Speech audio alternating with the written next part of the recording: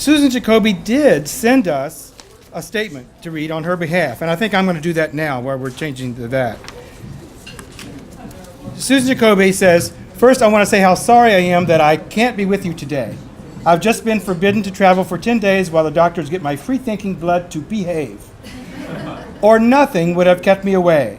I think that the Ingersoll Contest is a tremendous tribute to a man who is a genuine hero of American reason and who has been unjustly forgotten not only by American society as a whole, but by some of the less humanistic elements of the new atheistic movement."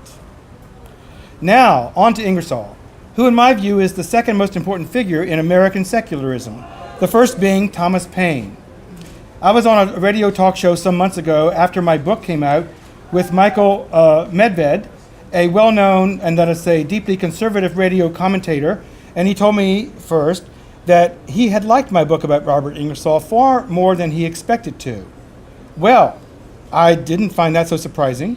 It's hard to resist a man who attacked the New York Times the day after his death for having kept money in an unlocked drawer in his house, where the editorial writer noted disapprovingly his family could take what they wanted without asking permission.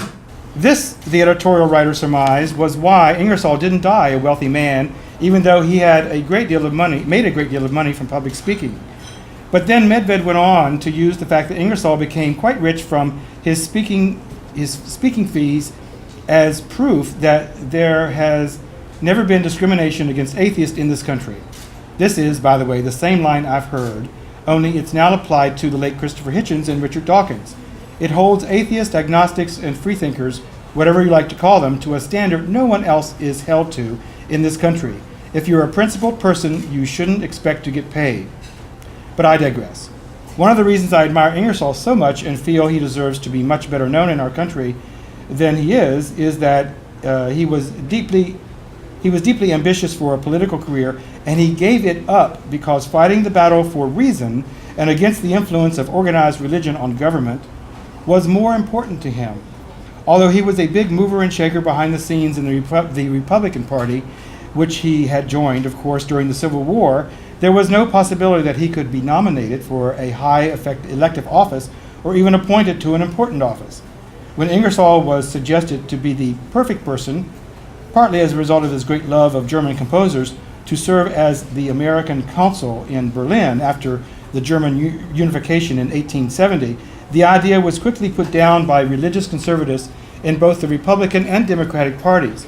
Ingersoll could and should not be confirmed by the Senate, it was explained, because he would not be able to say "Mein Gott," the most common of mild German expletives. I would like to see just one politician today who would be willing to give up his hopes for the higher office because of his staunch anti-religious convictions. When Ingersoll died in 1899, many newspapers acknowledged that were it not for his anti-religious convictions, he would certainly have been a credible candidate for President of the United States. How and why do some public figures who were famous in their own time become a part of a nation's historical memory, while others fade away or are confined to what is known as the internet as niche fame? I hope that through all of your speeches today, you will help revive the memory of this wonderful man in the history of secularism, not only as an upholder of the separation of church and state and a popularizer of evolution and science, but an advocate of full civic rights for former slaves, a premature feminist, an opponent of the death penalty, child abuse, and cruelty to animals, and yes, a man who left his money in an unlocked drawer. That was from Susan Jacoby, who regrets not being able to be with us today.